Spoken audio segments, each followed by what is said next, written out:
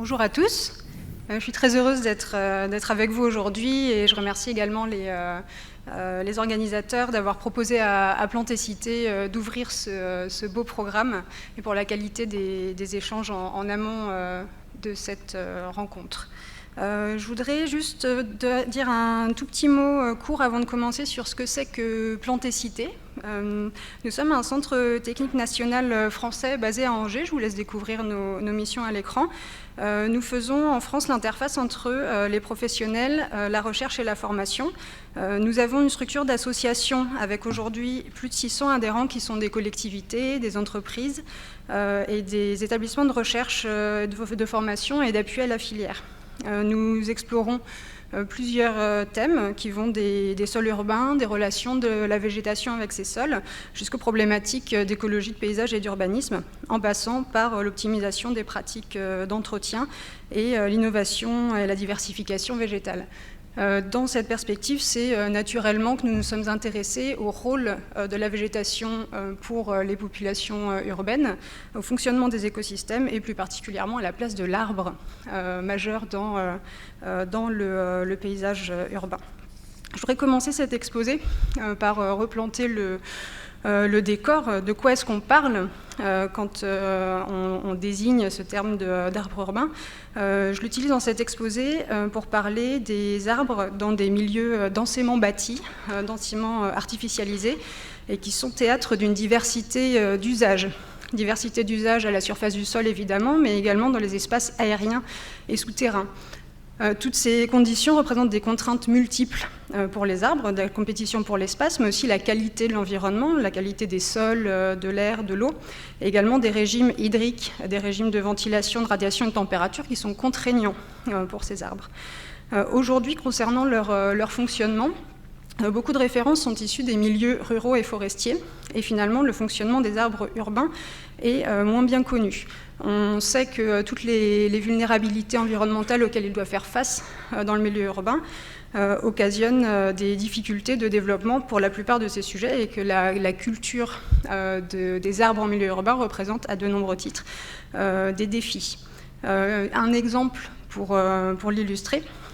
J'ai trouvé cette étude qui me paraît intéressante, qui compare le développement de différentes espèces en fonction de la surface laissée perméable en pied d'arbre. Vous voyez en haut de l'écran le type de sujet qui est étudié. Il s'agit d'une étude américaine sur des arbres de parking, placés dans des situations toutes similaires. Les chercheurs trouvent de bonnes corrélations entre les éléments de dendrométrie relevés et la surface perméable laissée en pied d'arbre. Et il s'aperçoit qu'en dessous de 50 mètres carrés perméables en pied d'arbre, on observe des retards de développement très importants qui peuvent aller, vous voyez le tableau, jusqu'à moins 80% de surface de canopée pour les érables, et puis évidemment une sensibilité différente des espèces observées.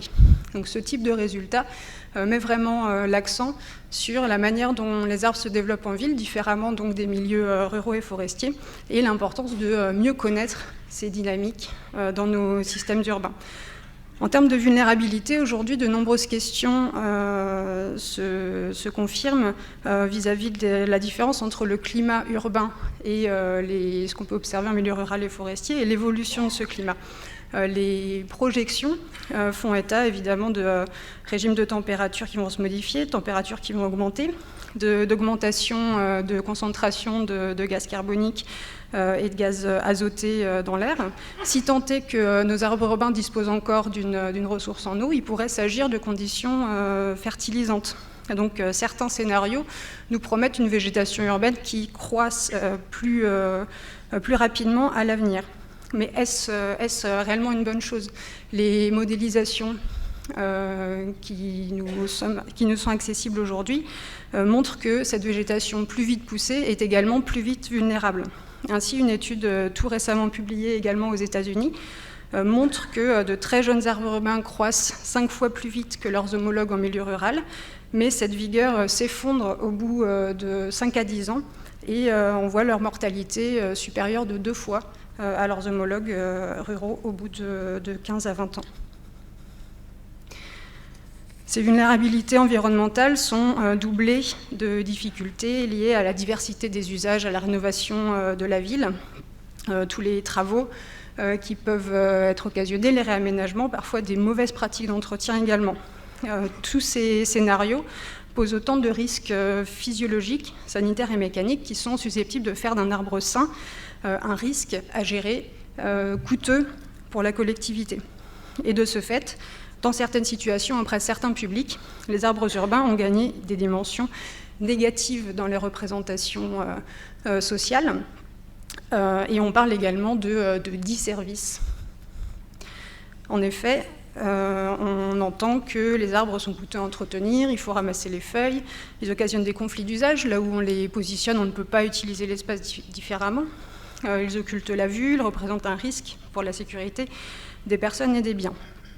Toutes ces vulnérabilités ne sont pas sans remède, mais ces remèdes nécessitent des ressources, une bonne connaissance des arbres, des moyens pour sensibiliser, mettre en place de bonnes pratiques d'aménagement, établir des prescriptions dans les cahiers des charges par exemple, et la possibilité de pouvoir maintenir des ressources pour l'entretien et entretenir également une volonté politique, comme ça a été le cas, comme ce qu'on vient de voir dans les allocutions d'introduction.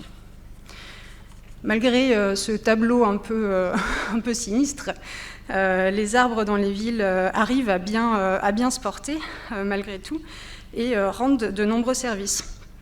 Je voulais partager avec vous cette vision établie dès les années 70-80 par l'architecte Hundertwasser à Vienne, qui pose dès 1983 comme un manifeste l'idée de l'arbre locataire, donc des bâtiments d'habitation collective dans lesquels les locataires humains paieraient leur loyer en argent et les locataires arbres paieraient leur loyer en nature.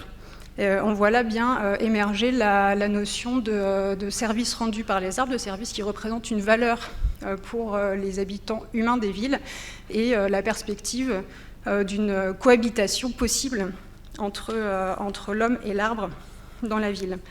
Alors, qu'est-ce qu'on entend quand on parle de service rendu ? Il s'agit de la situation dans laquelle une fonction du vivant rencontre un usage des sociétés humaines. On en retire alors un service. Exemple à l'écran, avec la photosynthèse qui est une fonction du vivant, qui a lieu que l'on soit là ou pas, que l'on l'observe ou pas, et qui rencontre aujourd'hui nos besoins, nos enjeux de séquestration et de compensation des émissions de carbone. En la matière, l'enjeu réside dans le fait de placer les arbres en position d'exprimer tout leur potentiel aussi longtemps que possible et donc de leur fournir un environnement de qualité. Quant à la liste des bienfaits générés par les arbres en milieu urbain, j'ai choisi ici de représenter cette infographie publiée par la FAO en 2016. Il y a bien d'autres supports de ce type que vous pourrez trouver. Ici, la FAO liste 10 bienfaits liés au climat, à la qualité de l'air, la régulation des eaux, la séquestration carbone, les productions végétales, la santé humaine, les économies d'énergie, la biodiversité et la valorisation du foncier. On pourrait lister encore d'autres éléments. Tout ça, on le retrouve de manière plus ou moins importante selon les sujets dans la littérature scientifique internationale. Les sujets les mieux démontrés, les plus travaillés, sont liés aux régulations environnementales. Et je vais faire quelques petits focus sur ces sujets-là, mais sans tout développer ce matin. Il a été question en introduction des questions d'îlots de chaleur urbains. Donc vous le savez, les arbres contribuent à entretenir des ambiances vivables dans la ville, même en cas d'épisodes climatiques extrêmes, grâce à leur ombrage, à leur capacité à évapotranspirer, si tant est que la ressource en eau reste disponible, et dans leur rôle dans la régulation des flux d'air notamment.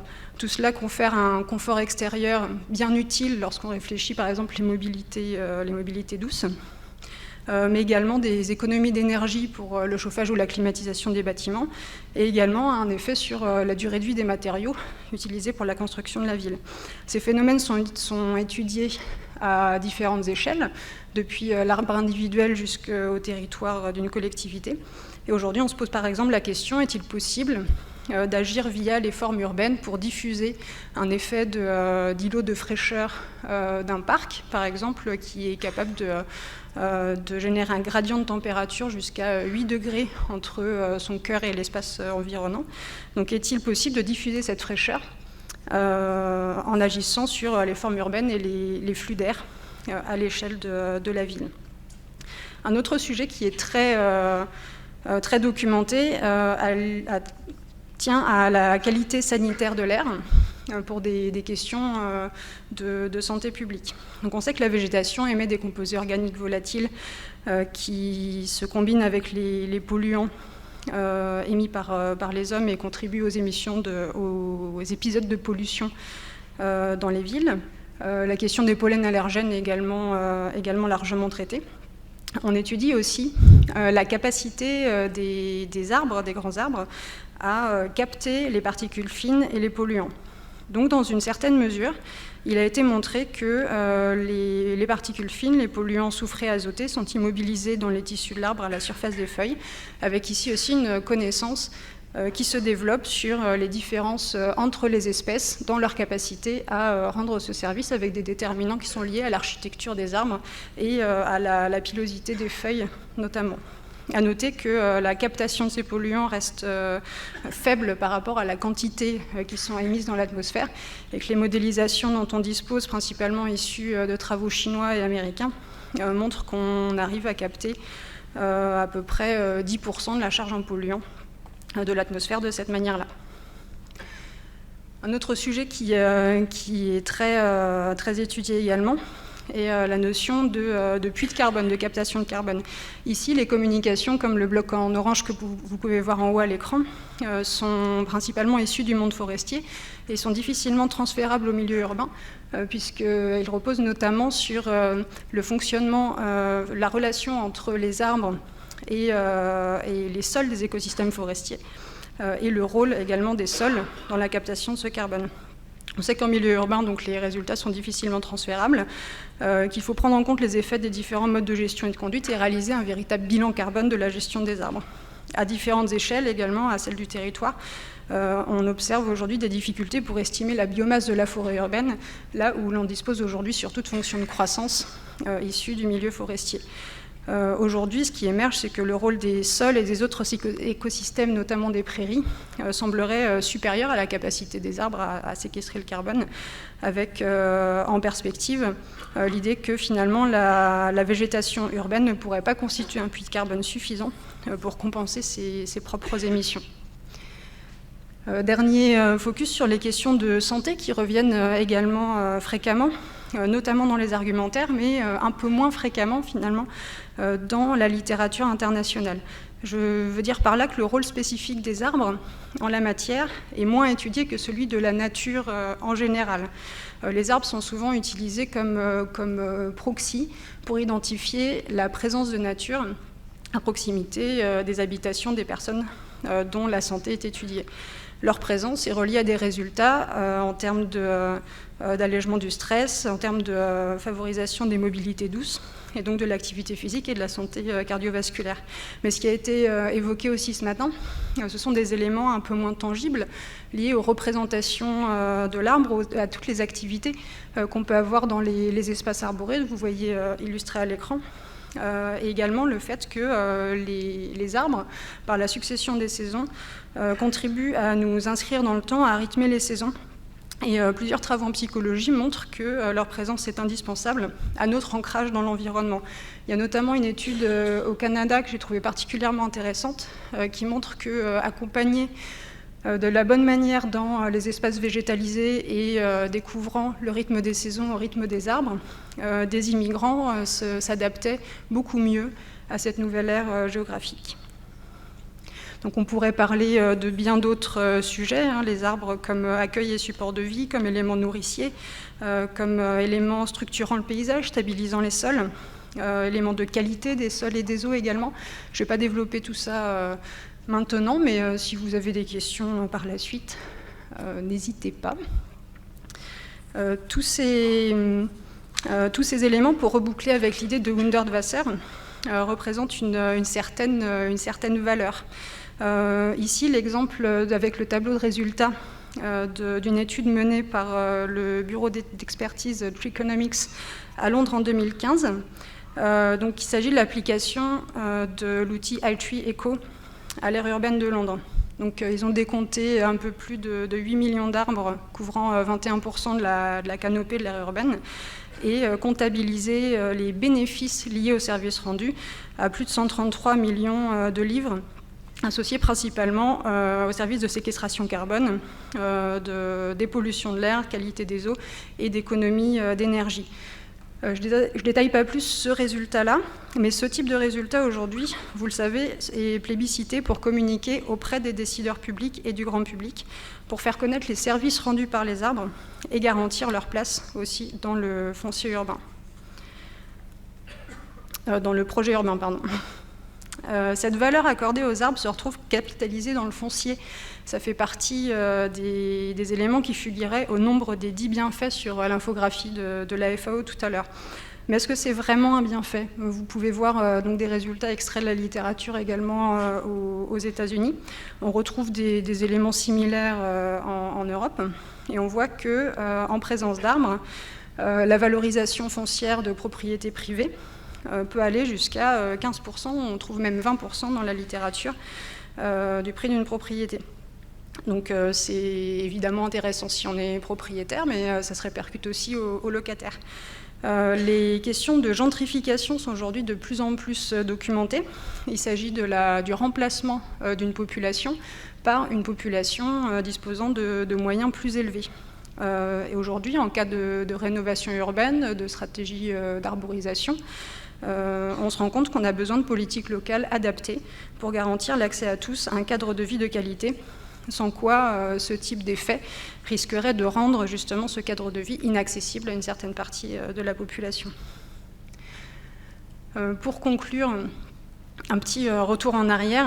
Début 20e, on s'imaginait l'avenir comme des rêves de mobilité. Vous pouvez voir que sur ces visions-là, le végétal est complètement absent. Et à part un petit chien qui se promène, on ne voit pas d'autres êtres vivants que les hommes sur ces vues-là. Aujourd'hui, les rêves de futur sont bien différents. On voit beaucoup de représentations de villes-jardins, villes-parcs ou forêts, avec des défis techniques et sociétaux importants à relever sur le chemin, dont la connaissance des arbres et la capacité à travailler ensemble entre spécialistes de la ville ne sont pas des moindres. Voilà, je vous remercie pour votre attention.